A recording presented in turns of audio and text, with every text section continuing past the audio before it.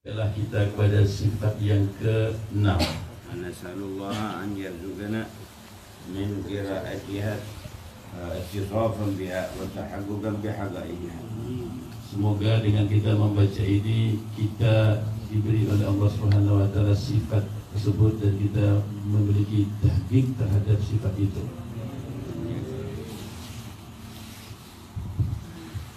Bismillahirrahmanirrahim. Radhiyallahu ankum.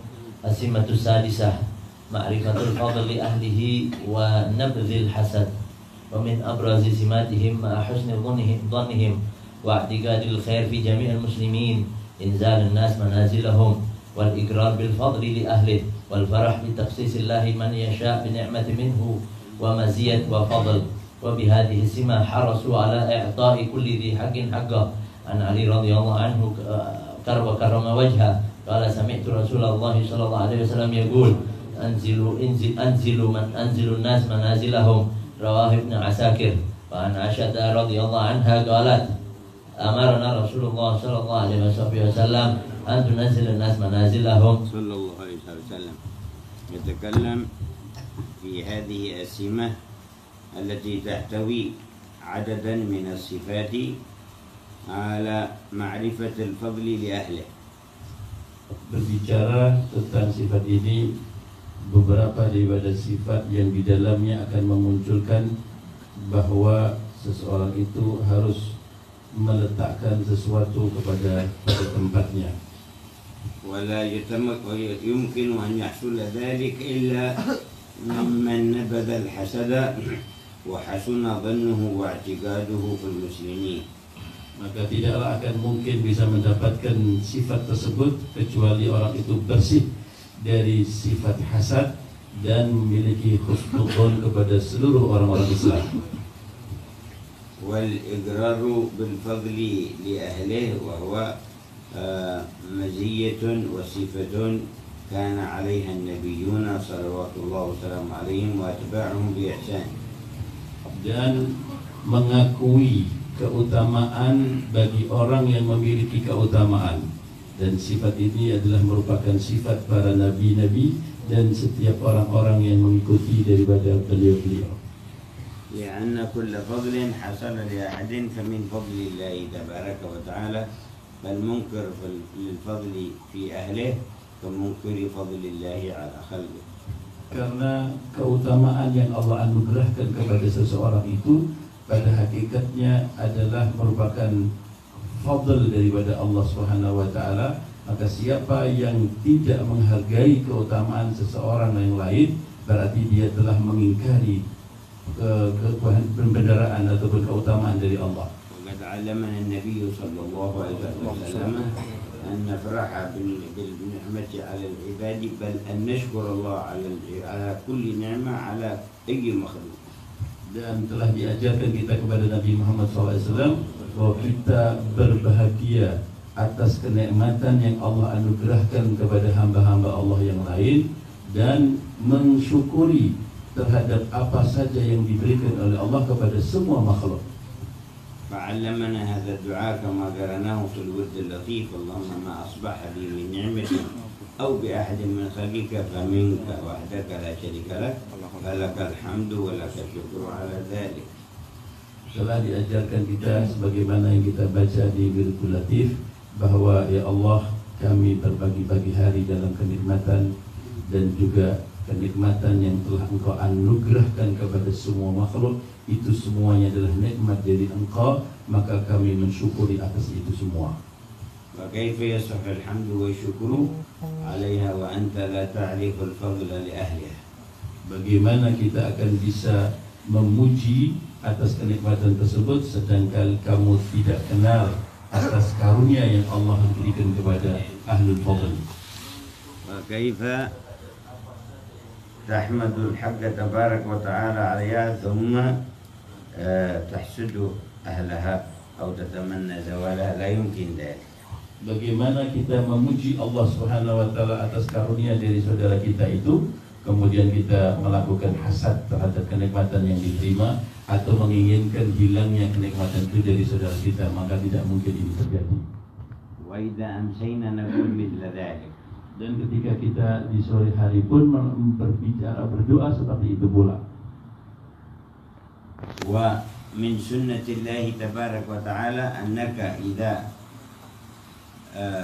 رضيت بإفضال بأي فضل على أحد من عباده وحمدته على ذلك أنه سبحانه وتعالى يفيض عليك من ذلك الفضل نصيب.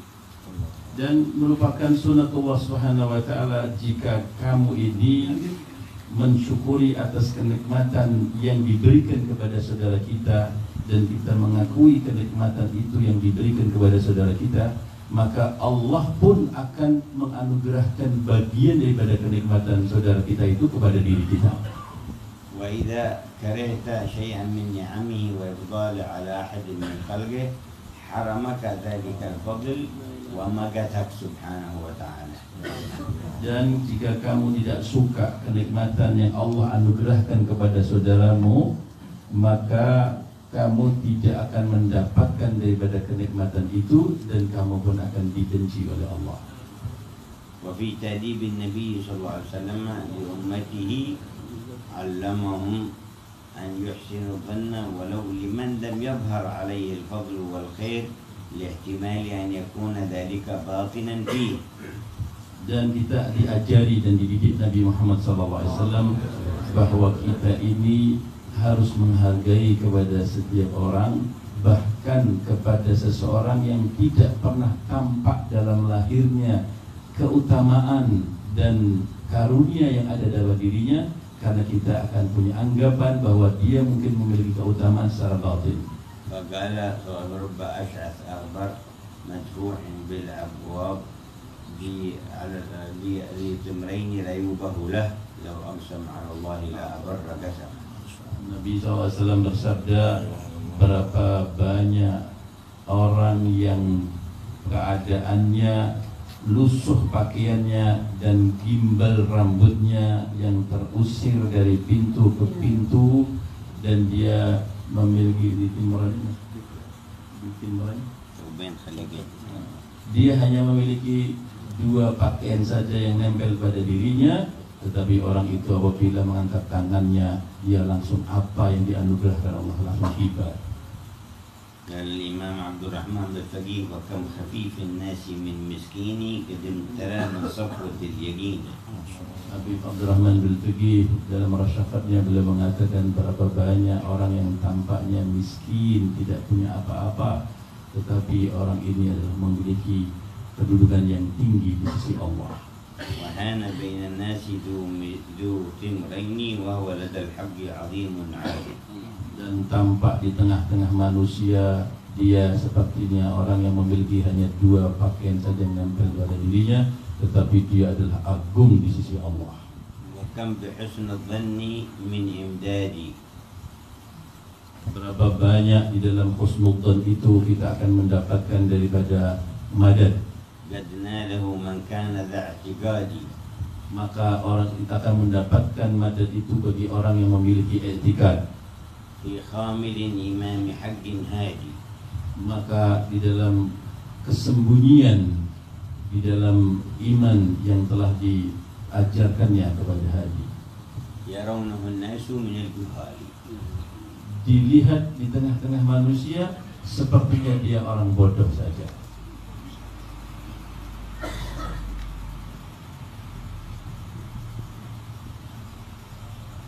يقول وبهذه وصاروا يفرحون بتخصيص الله من يشاء بنعمة منه ومزية وفضل. Maka orang itu berbahagia dan ikut gembira terhadap kenikmatan yang oleh Allah berikan kepada orang-orang lain, dan juga dan sifat yang mulia yang diberikan kepada Allah kepada orang lain. وبذلك كما ذكر. Tadi dengan rasa gembira dari kenikmatan yang Allah anugerahkan kepada orang lain itu, kita pun akan mengalir pula kenikmatan dan maziyah dan keutamaan kepada diri kita. وبهذه السماح حرصوا على إعطاء كل ذي حق حق. Maka dengan sifat ini mereka selalu berusaha untuk memberikan kepada setiap orang yang punya hak dengan haknya. وأورد حديث سيدنا علي عن النبي صلى الله عليه وسلم أنزل الناس منازلهم.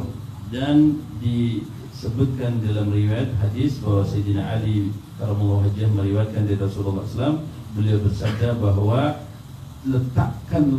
dudukkanlah manusia ini sesuai dengan kedudukan mereka. وقول السيدة عائشة رضي الله عنها أمرنا رسول الله صلى الله عليه وسلم أن ننزل الناس منازلهم. Demikian pula hadis diriwayatkan oleh Sayyidina Aisyah, beliau mengatakan kami ini diperintahkan Nabi Muhammad SAW untuk mendudukkan manusia sesuai dengan kedudukan mereka. وسيروي لنا حديثا في أدب سيدنا عمر بن الخطاب مع النبي صلى الله عليه وسلم ومعرفة قدر نسبه وقومه وعشيرته. Dan kita akan disampaikan di dalam riwayat bagaimana adabnya Sayyidina Umar bin Khattab terhadap Nabi Muhammad SAW dan kemudian kepada keluarga Nabi Muhammad SAW yang memiliki kedudukan di dalam nasabnya. نستمع قراءة الحديث. Maka kita dengar hadis ini. Bismillahirrahmanirrahim. Radhiyallahu ta'ala anhu. Wa an Jubair ibn Huwairith anna Umar ibn Khattab istashara al-muslimina fi tadwin ad-diwan. Fada'a Aqil ibn Abi Talib wa Makhrama ibn Nawfal wa Jubair ibn Mut'im wa kanu min nussabi Quraish. Faqala aktubu an-nas ala manazilihim. Fabada'u bi Bani Hashim. ثم أتبعوهم أبا بكر وقومه ثم عمر وقومه على الخلافة. فلما نظر فيه عمر قال وددت والله أنه هكذا ولكن ابدأوا بقرابة النبي صلى الله عليه وسلم وعلى آله وصحبه وسلم الأقرب فالأقرب حتى تضعوا عمر حيث وضعه رواه ابن مسعود رواه ابن سعد.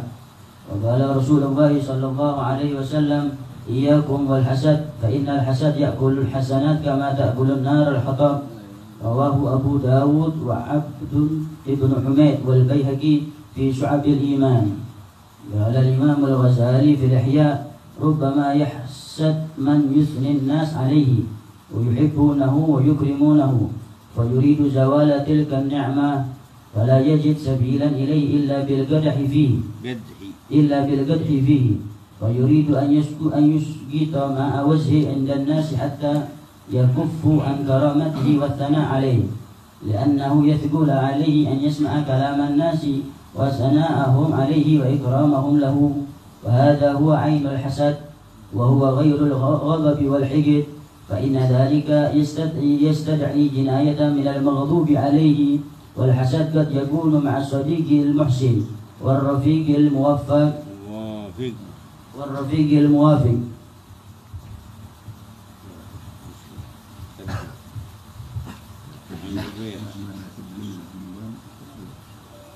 تدوين الديوان كتابة الأسماء لتوزيع المال. Diriwayatkan oleh Sayyidina Jubair bin Al-Huwairith Jubair bin Huwairith bahwa Sayyidina Umar bin Khattab beliau bermusyawarah kepada orang-orang Islam dan beliau akan menulis urutan orang-orang yang akan diberi pembagian harta.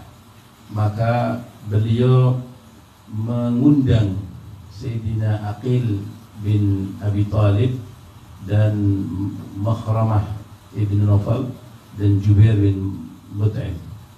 Kemudian mereka itu adalah orang-orang yang memiliki nasab tinggi di dalam Quraisy.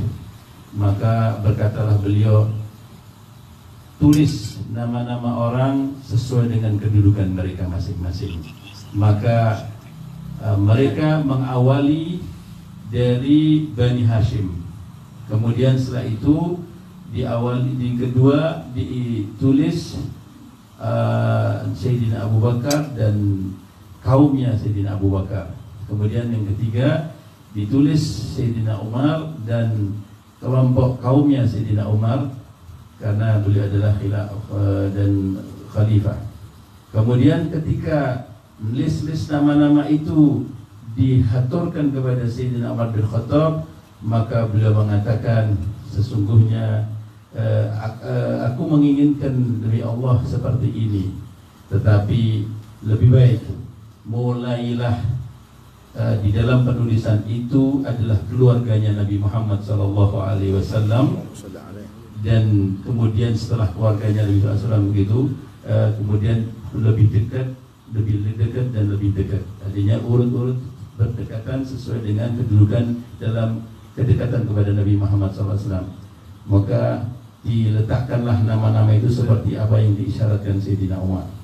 في رواية ابن سعد هذه يحكي لنا أن سيدنا عمر بن الخطاب رضي الله عنه لما كان يوزع المال الوارد من الفي وغيره على المسلمين وكان يقدم بعضهم على بعض، فدعا هؤلاء الثلاثة من النسابين الذين لهم معرفة بالأنساب فقال لهم رتبوا الناس اكتبوهم على منازلهم من أجل نبدأ بالطبقة الأولى ثم الثانية ثم الثالثة، فيعطي كل طبقة أكثر من التي بعدها. Ya, di dalam riwayat ini bahwa kita mendapatkan pelajaran dari Sayyidina Umar bin Khattab ketika beliau akan membagikan harta benda dari fai ataupun dari harta benda dari amwal dari orang-orang Islam, maka beliau mengundang 3 orang ini yang merupakan ahli daripada nasab, sehingga mereka akan kenal siapa dari tabaqah, dari urutan yang tua, kemudian yang muda, karena waktu itu diberikan daripada harta benda tidak sesuai dengan cocok urutan tersebut, maka siapa yang lebih tua akan diberikan lebih besar dari yang muda. وذلك عندما كثر الناس واتسعت دائرة الإسلام فدون الديوان، يعني أخذ ترتيب كتابة الأسماء بطريقة تسمى الديوان، كانت عند أهل فارس، فلما كانت فيها منفعة ومصلحة في تسيير هذه الأموال أخذ الطريقة من أهل فارس وعمل ذلك الديوان في إمارته رضي الله عنه.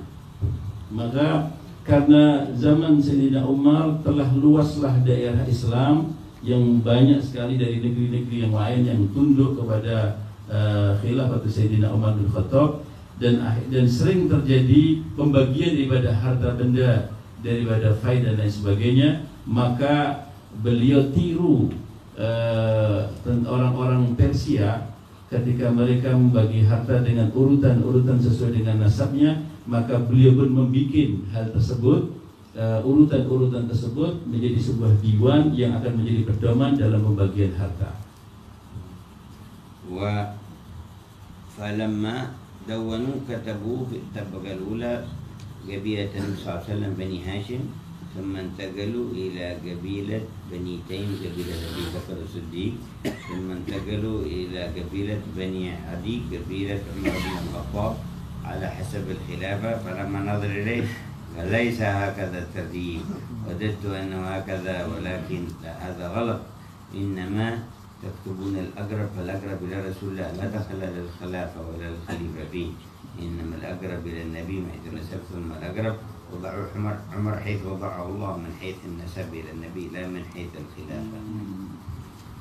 Kemudian mereka orang-orang yang ahli nasab ini menulis, didahului pertama adalah kabilah Nabi Muhammad SAW yaitu Bani Hashim, kemudian setelah itu Bani Taim, jadi kabilahnya Sayyidina Abu Bakar, kemudian setelah itu kabilahnya Bani Adi daripada Sayyidina Umar bin Khattab, diletakkan dan diaturkan kabilah tulisan tersebut. Maka beliau mengatakan, dugaan seperti ini caranya, ini salah.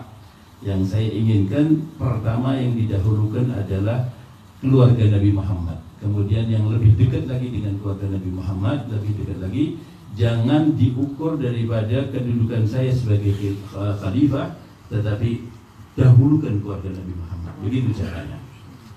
فعلم أن الشرف والفخر بالقرب من رسول الله صلى الله عليه وسلم، وعلم قدر نسب رسول الله. Maka Sayyidina Umar bin Khattab mengajarkan kepada mereka semuanya bahwa nasab itu adalah yang diutamakan dekatnya kepada Nabi Muhammad SAW, dan keutamaan itu lebih diukur dari kedekatan seseorang nasabnya kepada Nabi Muhammad SAW. لما قسم مرة كان أعطى ابنه عبد الله بن عمر 2000 وأعطى أسامة بن زيد 3000. Kemudian satu ketika Sayyidina Umar membagi harta, diberikan kepada putra beliau sendiri Abdullah bin Umar 2000, sedang diberikan kepada Usamah bin Zaid 3000. فقال له ولد سيدنا عمر لما زيدت أسامة علي ولم يسبقني في إسلام ولا في هجرة ولا في سن أنا أولى منه. قال يا بني كان هو أحب إلى رسول الله منك وكان أبوه أحب إلى رسول الله من أبيك فلذلك زدته عليه. Kemudian setelah dibagikan, putranya Sayyidina Abdullah bin Umar ikut memprotes kepada ayahnya, wah ayah, kenapa engkau lebih berikan tambahan kepada Usamah bin Zaid daripada saya? Padahal Usamah bin Zaid itu tidak awal masuk Islam melebihi saya, tidak pula di dalam hijrahnya mendahului saya, dan umurnya pun di bawah saya. Kenapa beliau kau lebihkan? Maka Sayyidina Umar katakan, wahai anakku, fahamilah, Usamah bin Zaid itu lebih dicintai Rasulullah SAW daripada kamu. Dan ayahmu ini dibandingkan dengan ayahnya Usamah bin Zaid, lebih dicintai ayahnya Usamah bin Zaid daripada ayahmu ini. Maka saya tambah uangnya kepada dia. وقال سيدنا عمر لسيدنا العباس لقد كان إسلام أبي طالب أحب إلي من إسلام الخطاب أبي وما ذاك لأنه كان أحب إلى رسول الله فهو أحب إليه.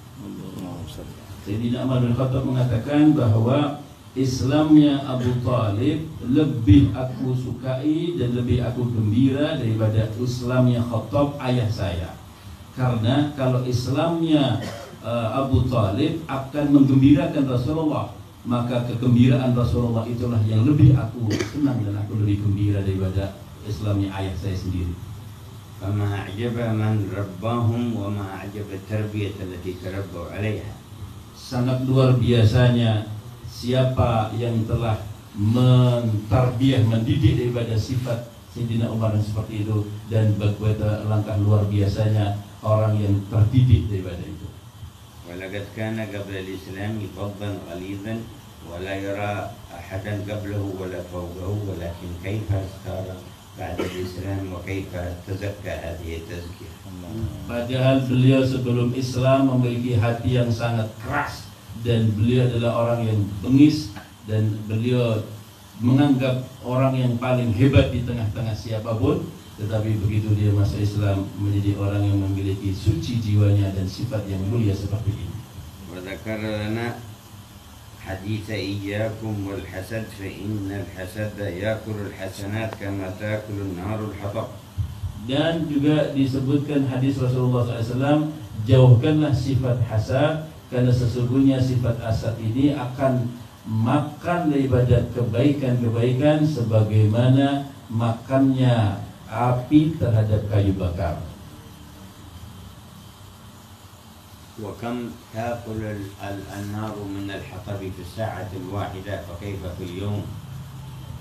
Betapa besarnya apabila api ini menyambar daripada kayu bakar, hanya 1 jam saja akan habis. Bagaimana kalau disambar api selama 1 hari?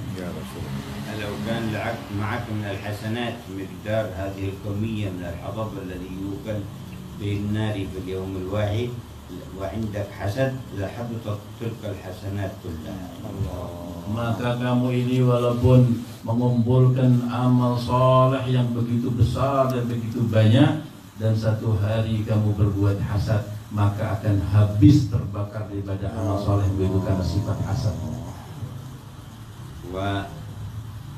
وإذا رضي الإنسان بحسده على أحد من عباد الله تبارك وتعالى فنفذ مقتضى حسده بالسب أو الشتم أو التعرض له بالسوء فقد دخل في جملة من يستعيذ منهم النبي محمد والصحابة والأولياء والصالحين وجميع المؤمنين يستعيذون بالله تعالى وبربوبيته من هذا الإنسان.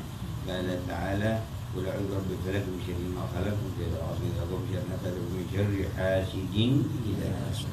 فإذا كل حاسد نفذ حسده ولا جاهد نفسه في ترك الحسد فهو من جملة الذين استعاذ منهم رسول الله والصحابة والتابعين والأولياء والصالحين والأمة كلهم استعاذوا بالرب منه. فبئس هذه المنزلة. Seseorang itu apabila dia memelihara sifat hasadnya yang ada dalam batinnya, akhirnya semakin numpuk daripada hasadnya, kemudian dia melampiaskan sifat hasad yang ada di batinnya ini keluar nampak pada dirinya, sehingga mulutnya mencaci maki kepada orang yang dihasadi dan berbuat sesuatu action yang mengganggu terhadap orang yang dihasadi tersebut. Maka orang ini adalah orang yang Rasulullah SAW dan para wali-wali Allah, para salihin dan orang-orang yang mulia berlindung kepada Allah Subhanahu wa taala dengan ketuhanannya Allah yang begitu agung terhadap orang ini. Alangkah jeleknya dan alangkah celakanya orang ini yang Nabi Muhammad SAW berlindung dari kejahatan orang yang seperti ini. Demikian juga para wali Allah, orang-orang yang saleh dan orang-orang yang muslimin semuanya berlindung sebagaimana di dalam surat Al-Falaq yang Allah Subhanahu wa taala berfirman, "Wa min syarri hasidin idza hasad." Dan jadi kejahatan orang yang hasad ketika melampiaskan hasadnya. ومن وجد الحسد فلم يتكلم ولم يودي لم يؤاخذ بذلك إلا إن رضي به. Dan orang yang dia memiliki sifat hasad tetapi dia simpan dalam hatinya dan dia tidak berbicara dan kemudian tidak melakukan itu, maka dia tidak akan disiksa terhadap itu kecuali apabila dia ridho terhadap hasad yang ada dalam hatinya. فإن كره ذلك كان كفارة له. Tetapi kalau dia sampai benci bahwa tahu dia dan kemudian dia benci terhadap sifat hasad yang ada di dirinya, itu merupakan kafarah bagi dirinya. ولكن إن خالف الحسد فمدح الذي يحسده إذا هو أحسن إليه أكرمه الله بتحويل الحسد وإخراجه من قلبه وإبداله بالفرح بفضل الله على خلقه. Dan apabila orang itu dia berusaha mendoakan yang baik kepada orang yang dihasadi dan kemudian dia berusaha untuk memuliakan kepada orang yang dihasadi dan bahkan memberikan hadiah kepada ataupun memuji orang yang dihasadi, maka kalau dia lakukan seperti itu, sifat hasad dia akan digantikan oleh Allah Subhanahu wa taala kemuliaan dan akan dibersihkan dia dari sifat hasad.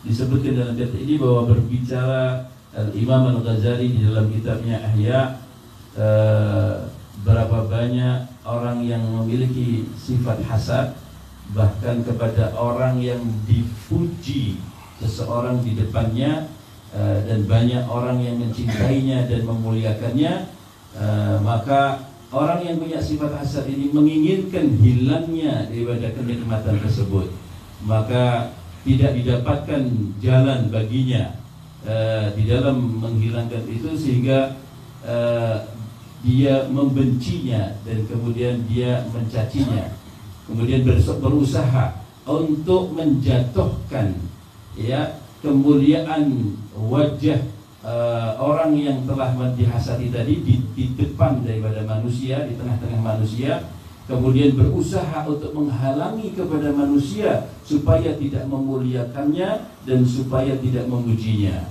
Karena apa? Karena orang itu memiliki sifat yang berat dalam hatinya ketika mendengar ucapan manusia dan pujian kepada manusia terhadap orang yang dihasadi tersebut dan pemuliaan manusia kepada orang itu. Maka inilah yang disebut sebagai ainul hasad. Hasad itulah seperti itu.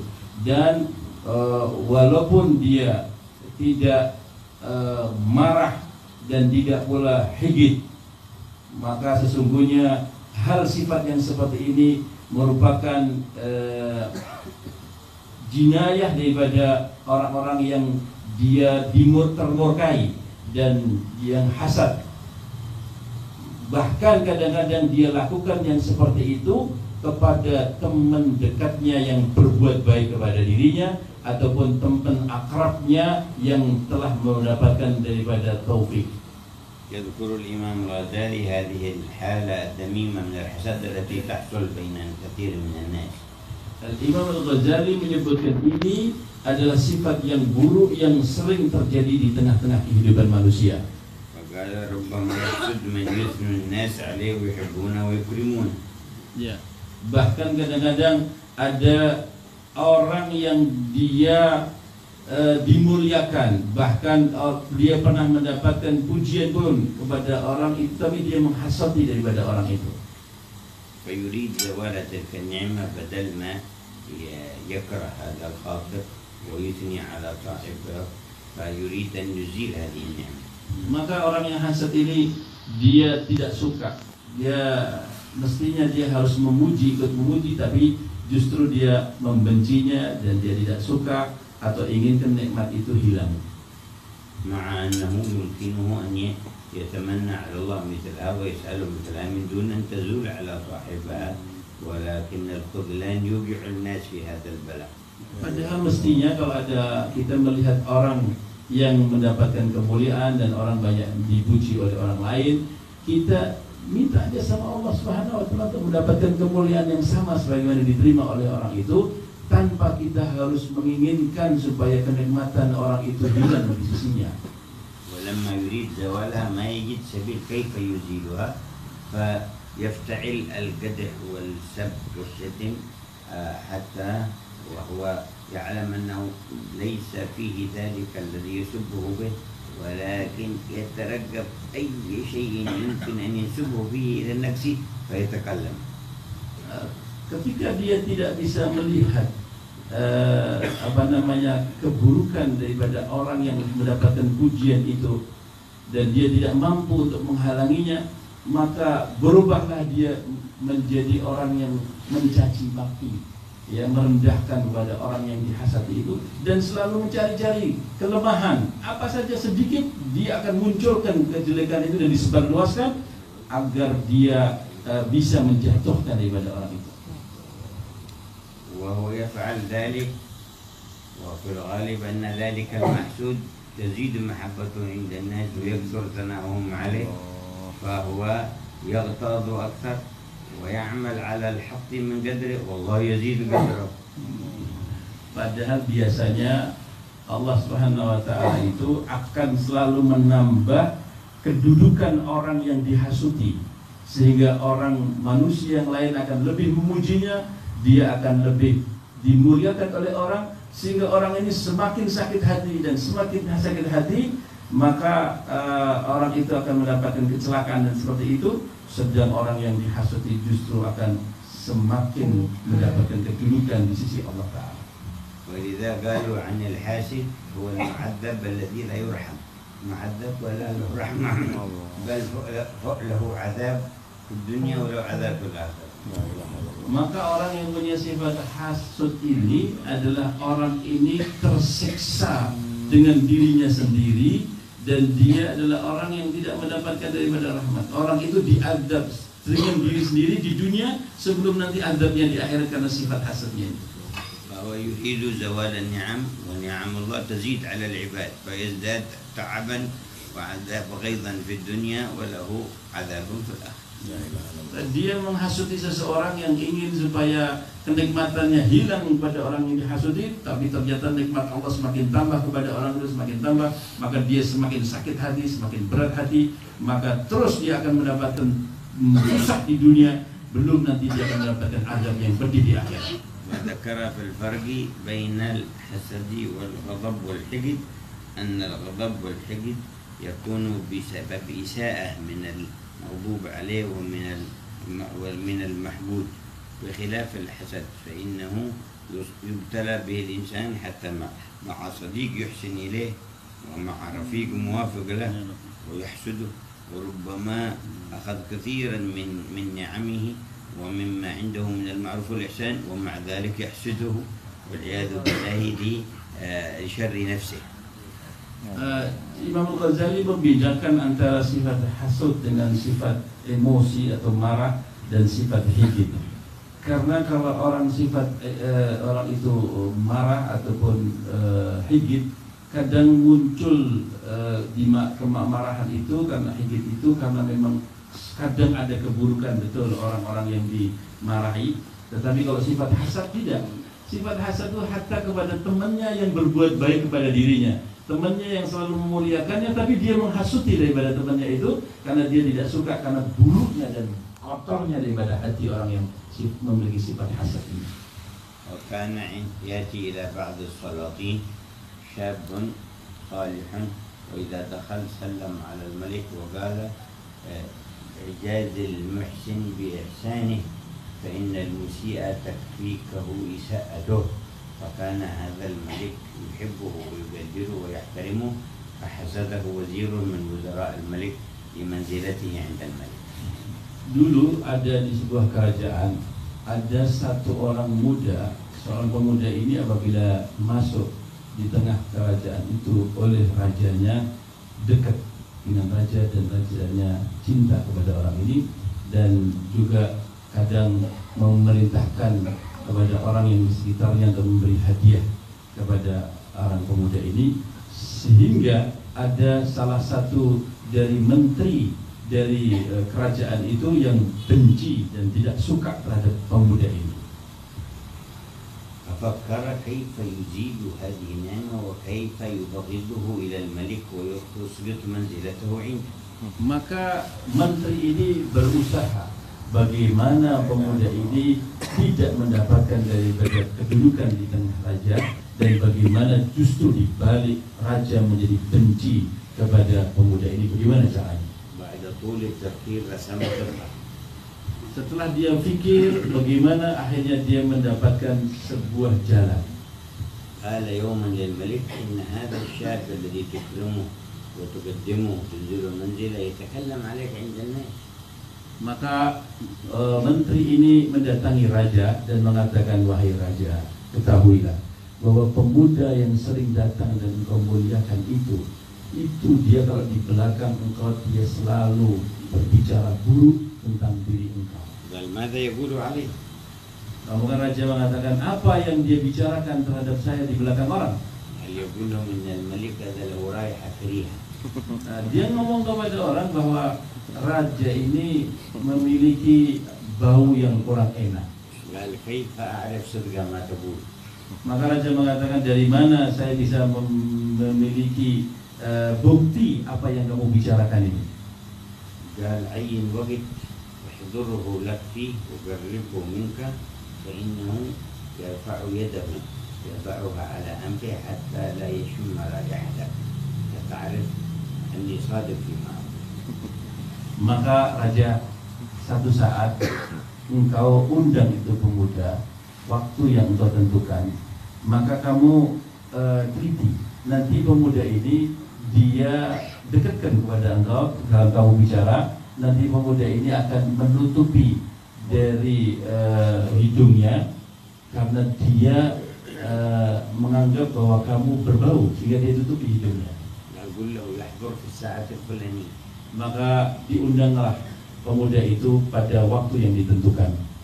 فدعا هذا الوزير ذلك الشاب إلى منزله قبل تلك الساعة وقرب له طعاما فيه ثوم وبصل وتراث كثير من الروائح الكريهة حتى ملأ فمه به، ثم قال الآن وقت الملك يطلب حضورك فأرسله إليه.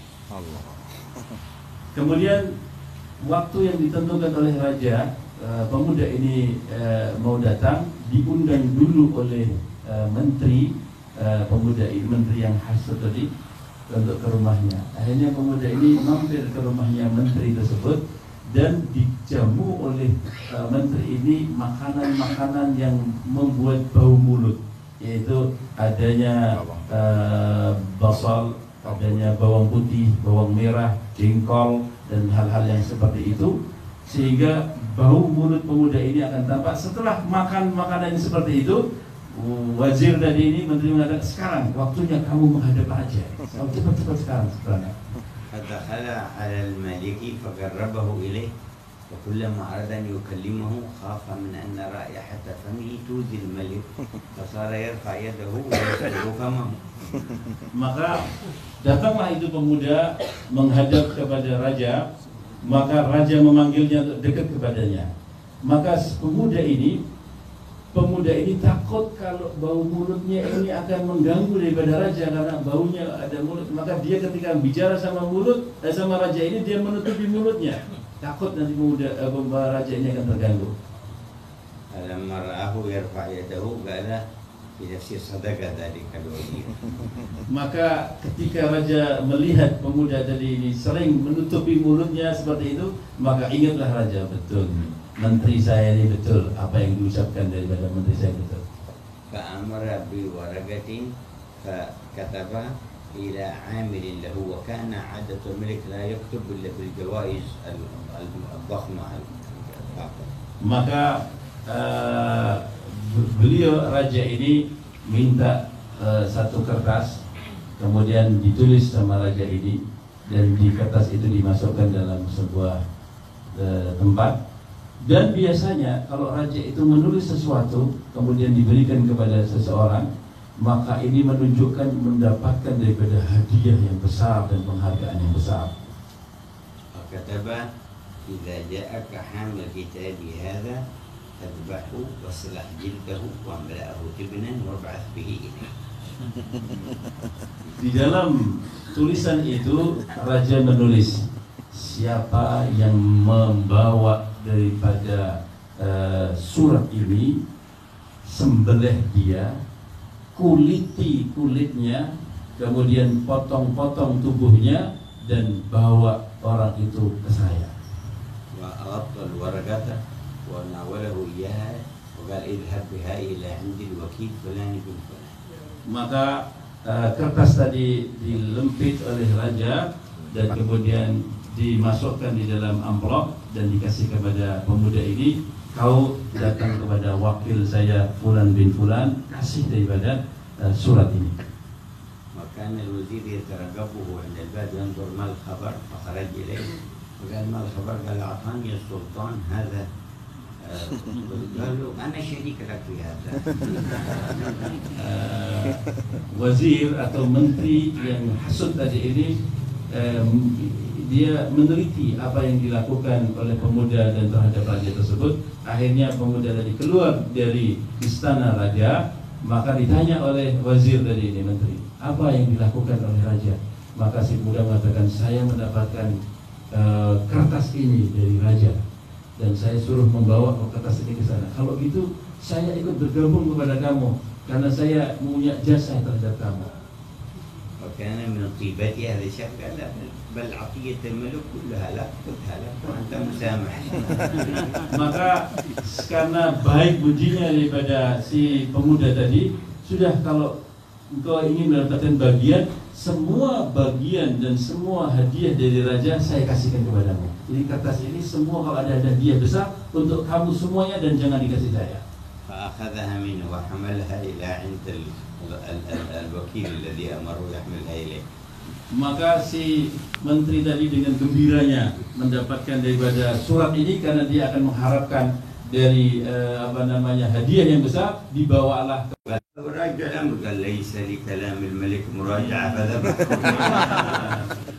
Maka dikasihkan daripada surat tadi kepada wakil yang ditunjuk raja, dibaca oleh wakil jadi bahwa yang membawa surat ini kamu potong dan kamu kuliti. Maka sini kamu, ini kamu sendiri, saya disuruh oleh raja untuk memotong kamu, menyembelih kamu dan juga mengulit kamu. Ini surat bukan untuk saya, ini surat untuk pemuda itu. Tidak, ini surat disebutkan siapa yang membawa surat ini. Maka tidak ada murojaah terhadap apa yang telah disabdakan oleh raja. Wa arsal ila al-malik jildahu mahshun tibna. Maka dipotong, dikuliti dan dibawa daripada mayat tadi ini di tengah dikasihkan kepada raja. اليوم الثاني وصل الشاب إلى عند الملك قال أيها الملك عامل المحسن بإحسانه فإن المسيء ستكفيكه إساءته. Tahu-tahu anak muda ini muncul di tengah-tengah kerajaan dan menghadap kepada raja, dan si pemuda mengatakan, ya raja, berikanlah kepada seseorang yang memang dia berbuat baik, berikan dia dengan perbuatan baiknya, dan sesungguhnya dengan perbuatan baik itu dia akan bisa mencegah daripada perbuatan buruk yang dimiliki oleh seseorang yang berbuat. جربه لي وقال ما فعلت تلك الرسالة. Maka si pemuda tadi ditanya raja, heran, apa yang kamu perbuat daripada surat yang telah aku berikan kepada kamu? قال تلقاني وزير فلان وقال أنا شريك لك في هذا فأعطيته إياه كلها له.